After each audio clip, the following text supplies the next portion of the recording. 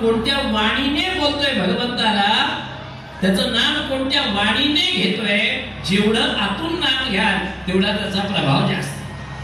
म्हणून शास्त्र असं म्हणतं की बाळ जेव्हा जन्माला येतं ना तेव्हा तो नाभीपासून रडतो, टॅहा टॅहा करून तो रडतोय, पण सगळ्यांना आनंद वाटतोय. अरे पण तो रडतोय, पण त्याचं रडणं देखील परावाणीतून आहे, हे सगळ्यात महत्वाचं आहे. म्हणून तिसरं अक्षर भागवताचं काय, वकारे वाक् पटुत्वश्च, आणि शेवटचं अक्षर काय, त, तकारे तत्वचिंतकाः. आता तुम्ही भागवतात बघितलं तर तुमच्या लक्षात येईल की पुढच्या 7 दिवसामध्ये इतक्या कथा येतील, त्या प्रत्येक कथेमध्ये तुमची एक कथा पण याच्यात असते बरं का. ज्या वेळेला मी ती कथा सांगतो त्यावेळेला तुम्हाला असं वाटतं की गुरुजी अगदी माझ्याबद्दल बोलताय की काय, अगदी माझ्याबद्दल सांगताय की काय, माझ्याच घरातलं सगळं सांगताय की काय. कारण प्रत्येकाची कथा या भागवतात आहे, पण नुसती कथा ऐकून चालणार नाही. त्याचं मर्म काय, त्याचं वर्म काय हे कळलं पाहिजे. आणि हे जेव्हा कळेल तेव्हा खऱ्या अर्थाने तो भगवंत आपल्या हृदयस्थ होतो, हृदयाच्या सिंहासनावर स्थापित होतो. अशी ही 4 अक्षर आहे. आता पुढचे 7 दिवस फक्त या 4 अक्षरांवर आपल्याला ऐकायचंय, बोलायचंय. कोणती कथा आहे, श्रीमद भागवत. मग हे भागवत जे आहे याचा एक महात्म्य देखील आहे. महात्म्य म्हणजे काय, थोडक्यात सांगतो.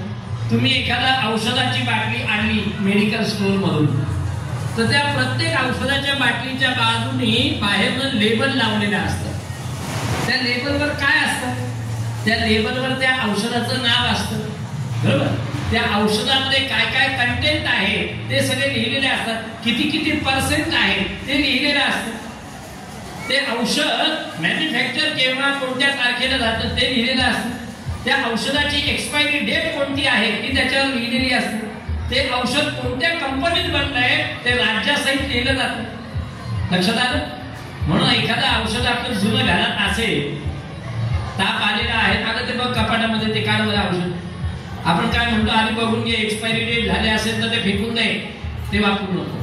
तसं भागवताचं महात्म्य म्हणजेच काय आहे, तर भागवत नेमकं काय हे आधी आपल्याला कळलं पाहिजे.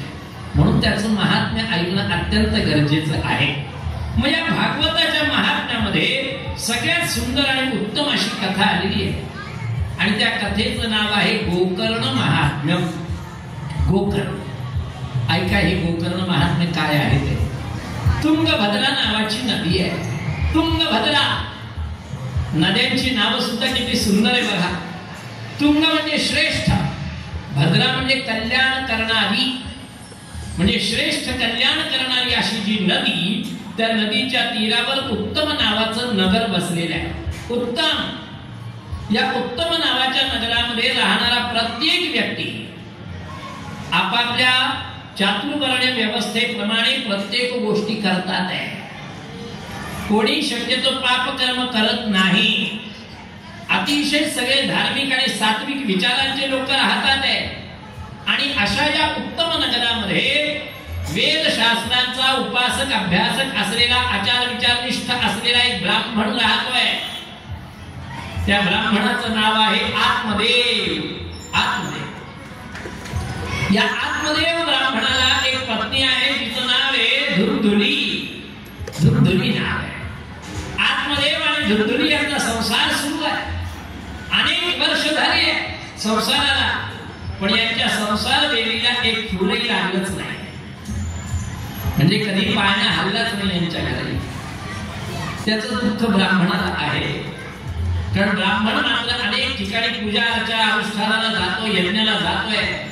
त्यावेळेला कित्येक वेळा इतर ब्राह्मण त्याची चेष्टा करतात, ते डर उडवत असते.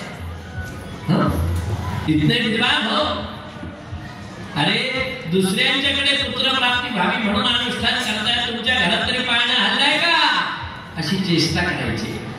तो ब्राह्मण विचार ऐकून घ्यायचा, दुःखी व्हायचा, काय उत्तर देणार. कारण आपल्याला भगवंताने संतती दिली नाही याचं कुठेतरी दुःख आहे. पण त्याची पत्नी त्याच्या मनाविरुद्धची आहे. तिला आपल्या घरी पाळणा हल्ला नाही याचं काही दुःख नाही. तिला काही वाटतच नाहीये किंवा आपल्या घरी पाळणा हल्ला नाही, हलत नाही याचं काही तिला दुःख मुळीच नाही. काही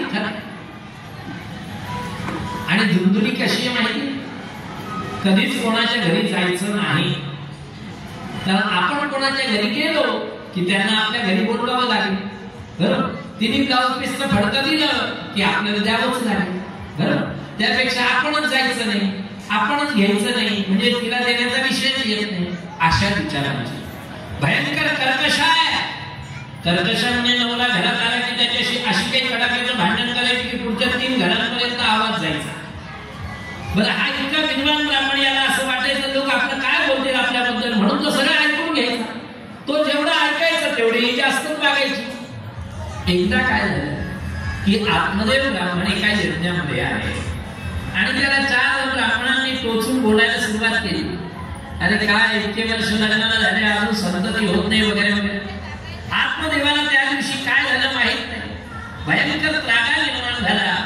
हे काय झालं असं वाटायला लागलं आणि म्हणून त्याने विचार असा केला की लोकांचं, ब्राह्मणांचं, सगळ्यांच आपल्याला ऐकावं लागतं, टोपणे ऐकायला लागतात. आता बंद झालं, त्यापेक्षा आपलं आयुष्य संपवून टाकून आत्महत्याच करू, असा विचार कोणाच्या मनात आला?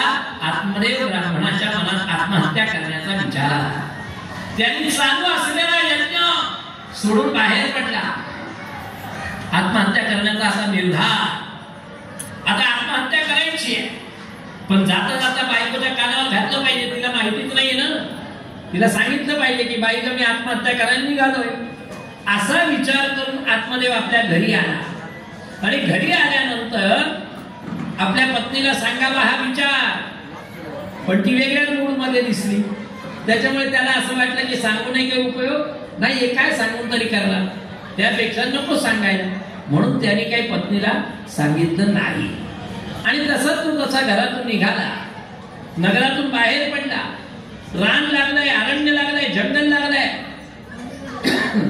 त्या जंगलातून तो जात असताना मनामध्ये विचार असा चाललाय की आत्महत्या करायची हे ठीक आहे, पण आत्महत्या करायची कशी? काय हे मारून घ्यावं का वरतून उडी मारावी, काय करावं, काय आत्महत्या करायची कशी? अशा संभ्रमित अवस्थेमध्ये आत्मदेव चाललेला असताना एका झाडाच्या पारावर एक संत सत्पुरुष बसलेले त्याला दिसले. त्या ब्राह्मणाने विचार असा केला की एवी तेवी तसे आपण मरणारच आहे, तर निदान मृत्यूच्या आधी एका संतांचं दर्शन होईल तर आनंदाची गोष्ट आहे. असा विचार करून हा आत्मदेव ब्राह्मण त्या संतांच्या जवळ आला, पारावर आला, त्यांना दंडवत केलं, त्यांच्या समोर बसला. समोर बसल्यानंतर त्या संतांनी विचारलं, ब्राह्मण हो जी, वैदिक हो जी, यहाँ कैसे? तो म्हणे काय सांगू महाराज, मी काय सांगू तुम्हाला स्वामीजी, मी आत्महत्या करायला निघालो. आत्महत्या? भाई आप तो ब्राह्मण हो, वैदिक हो, आप ये नहीं जानते आत्महत्या करना महापाप है. सगळं माहिती आहे, पण काय करू, करू काय? अरे माझ्या घरी आनंदाने एखादं छानसं रोप लावलं की ते रोप वाढतं, मोठं होतं झाड, पण त्याला साधं एक फुले कधी लागत नाही. फळाचं झाड लावलं, रोप लावलं, झाड मोठं, एकही फळ कधी आलंच नाही. मला अनेक लोकांनी गाय दान दिलेली आहे, ती गाय माझ्या गोठ्यात आली की पुन्हा व्यायलीच नाही. एवढा मी कम नशिबी आहे. अरे पुन्हा नरकात रायते की पुत्रहा, पुत्र का असावा तर पुन नावाच्या नरकातून मुक्ती करण्यासाठी म्हणून पुत्र भावा लागतो. लक्षात, माझ्या आयुष्यात मला साधा पुत्र नाही, जगण्यात काय अर्थ आहे? संतांनी विचारलं, तू मला हे सांग की या जगामध्ये सगळ्यात सुगंधित काय आहे? म्हणे चंदन आहे. सगळ्यात सुगंधित? हो. बर, मग चंदनाला फूल आहे का? म्हणे नाही. बर, जगामध्ये सगळ्यात गोड काय आहे? म्हणे ऊस. का? कारण त्याचा गुळ बनवला जातो, ते सगळ्यात गोड आहे. बर, मग ऊसाला फळ आहे का? नाही. बर, सगळ्यात महाग काय मिळतं? कोणता धातू? तर म्हणे सुवर्ण. बर, सोनं सगळ्यात महाग आहे, त्या सोन्याला सुगंध आहे का? नाही. याला जीवन म्हणतात, याला जीवन म्हणतात. बिचारा आकारी कोणी जातो, तो कोणी खाटेवर 2-2 वर्ष खाटेवर पडून घरचे कंटाळून जातात. पण मृत्यू येत नाही. ज्याला राहायला पाहिजे तो राहत नाही. नको नको त्या वयामध्ये आजारपण यायला लागले. विचार करा ना मंडळी. परवा मी एका लहान मुलाला पाहिलं, दुसरीतला, भिंगाचा चष्मा, भिंगाच्या काचा. हो, मध्यंतरी एका यजमानांना आशीर्वाद देण्यासाठी मला मुंबईच्या त्या हॉस्पिटलला जायला लागलं. खरं तर मला स्वतःला भीती वाटते हॉस्पिटलची. टाटा मेमोरियल हॉस्पिटल, सगळे कॅन्सर पेशंट मंडळी. अहो, छोटे छोटे बालकांना कॅन्सर आहे, लहान लहान बालक. आता तुम्ही मला सांगा, हे बालक कुठे पिढ्या फुकायला गेले, कुठे तंबाखू फुकायला गेले, कुठे दारू प्यायला गेले. पण बघा व्याधी कशी आहे, लक्षात घ्या. असं सगळ्यांचं जीवन आहे. कसं तर ते अपूर्ण आहे. मानवी जीवन हे कसं आहे, अपूर्ण आहे. मग पूर्ण काय ह्या जगामध्ये? पूर्ण फक्त तो परमात्मा आहे आणि परिपूर्ण फक्त त्याची कथा आहे. परिपूर्ण काय आहे? त्याची कथा आहे. बाकी आपण सगळेजण अपूर्ण आहे. कोणाला तरी शारीरिक त्रास, कोणाला आर्थिक त्रास, कोणाला मानसिक त्रास, कोणाला सामाजिक त्रास. प्रत्येक जण गांजलेला आहे, प्रत्येक जण. म्हणून आपण काय म्हणतो, दुःख पाहता पर्वता एवढे, सुख नवा एवढे म्हणतो की नाही. का? त्याचं कारण असते. संसार हा दुःख कारणच आहे. पण त्या दुःखात सुद्धा तुम्ही काय सुख मानता हे फार महत्वाचं आहे. दुःख तर आहे तो प्रत्येकाला, पण असं असताना सुद्धा त्याच्यातून तुम्हाला काय प्राप्त करून घेता येईल याचा विचार करा. म्हणून आपण काय म्हणतो, जगी सर्व सुखी असा कोण आहे. कारण काय होतंय माहिती का, की ते सुख, तो आनंद आपण बाहेर शोधतोय. आनंद कुठे शोधतोय आपण? बाहेर शोधतोय. कोणाला आपल्या बंगल्यामध्ये मोठा आनंद वाटतो, बंगल्यामध्ये. म्हणजे बंगल्यात राहायला येण्यापूर्वी वास्तुशांतीच्या आधी तर कमीत कमी 25-30 लोकांना नेऊन दाखवलंय. आता फ्लोरिंगचं काम झालंय, प्लास्टरचं काम झालंय, कलरिंगचं काम चाललंय, फर्निचरचं काम चाललंय, इंटिरियरचं काम चाललंय, पडद्यांचं काम चाललंय. किती लोकांना दाखवतो, एवढा आनंद.